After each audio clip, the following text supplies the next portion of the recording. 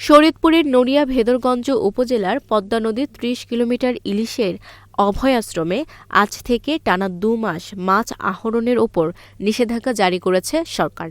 পদ্মা নদীর জেলেরা তাই তাদের মাছ আহরণের নৌকা জাল নিয়ে তীরে ফিরে এসেছেন। তবে গতকাল আহরণকৃত মাছ আজ সকালে হাঁক ডাক করে তীরবর্তী আড়তগুলোতে বিক্রি করতে দেখা গেছে।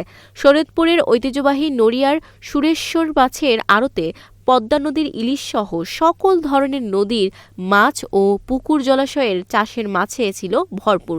সকাল ৬টা থেকে রাত ৮টা পর্যন্ত চলে বেচাকেনা। আজ সুরেশ্বর মাছঘাটের ২৬টি আড়তে বিক্রি হয় অর্ধ কোটি টাকার মাছ। পদ্মা নদীর ৩০ কিলোমিটার অভয়াশ্রমে সকল ধরনের মাছ ধরায় প্রতিরোধসহ জেলার ৮০ কিলোমিটার পদ্মা নদী জুড়েই থাকবে জাটকা রক্ষার প্রশাসনের নজরদারির অভিযান। এই অভিযানে সরকারিভাবে নিবন্ধিত জেলেদের মাঝে ৪০ কেজি করে দুবার চাল বিতরণ করবে সরকার। তবে এ চাল এখনও কেউ পায়নি বলে জানান জেলেরা। এদিকে মাছ আহরণ বন্ধ থাকায় বেচা বিক্রি কমবে আড়তগুলোতে।